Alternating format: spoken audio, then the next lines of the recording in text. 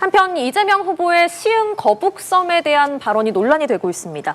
이재명 후보가 경기 시흥시 거북섬 인공 서핑장을 자신의 치적으로 언급을 했는데 국민의힘에서는 이 거북섬의 상가 공실률이 90%에 육박한다 이렇게 공격을 한 거죠.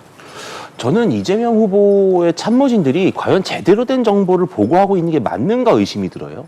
이 거북섬에 대해서는 주변 상인들의 말씀만 몇 번 들어봐도 이거는 이재명 후보가 치적으로 내세울 수 있는 것이 결코 아니다라는 거 알거든요.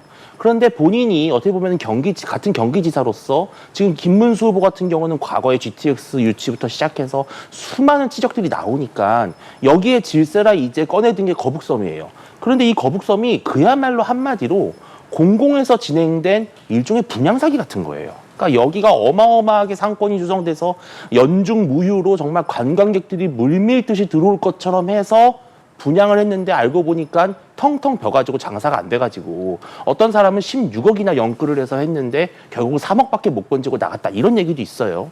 그러니까 이 거북섬이야말로 과장 홍보로 인해서 국민들이 투자하게끔 만들고 결국은 책임지지 못해서 엄청난 경제적 손실을 떠안게 된 그런 대표적인 실패 사업 중에 하나인데 이거를 본인의 치적으로 내세우는 건 저는 이재명 후보가 현재 지금 정상적인 어떤 합리적 판단을 못하고 있는 것이다.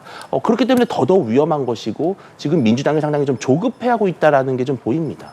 거북섬 실패 사업이다 이렇게 말씀을 좀 해주셨는데 민주당에서는 이재명 후보가 언급한 게 거북섬 전체가 아니다. 인공 서핑장에 대해서 언급을 한 거다 이렇게 반박을 했잖아요. 그러니까 이제 우리 앵커께서 말씀 주신 것처럼 이 거북선의 국가 항만 마리나 사업으로 해서 이것을 조성하려고 했던 것은 2015년 박근혜 전 대통령 정부에서 남경필 경기도지사 시절에 시작된 겁니다.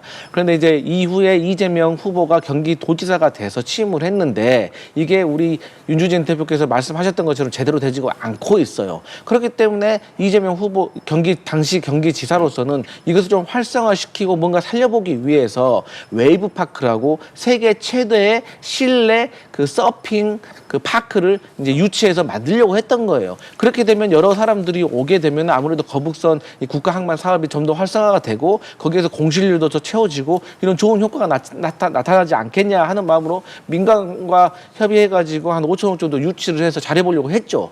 근데 그 이후에 이제 코로나가 오지 않았습니까? 그래서 이제 아쉬웠던 부분이 있는데 마치 이것을 이재명 후보가 다 시작을 해가지고 이재명 후보가 잘못 사업을 진행을 해가지고 공실률이 87%가 되는 것처럼 공격하는 것은 분명히 허위 사실이라고 생각하는 것이 저희 민주당의 입장이기 때문에 여기에 있어서는 좀 과도한 공격을 좀 자제해야 된다. 왜냐? 어쨌든 간에 지금 정치권의 이런 분쟁 때문에 거기에서 지금 상가가 공실돼가지고 애가 타는 사람들이 있는데 그분들 2번 울리는 꼴이 된다. 그래서 만약에 이재명 정부가 들어서면 여기에 대해서도 다시 좀 개발을 제대로 할 수 있는 그런 어떤 계획을 좀 세워야 될 것이다. 이런 생각합니다.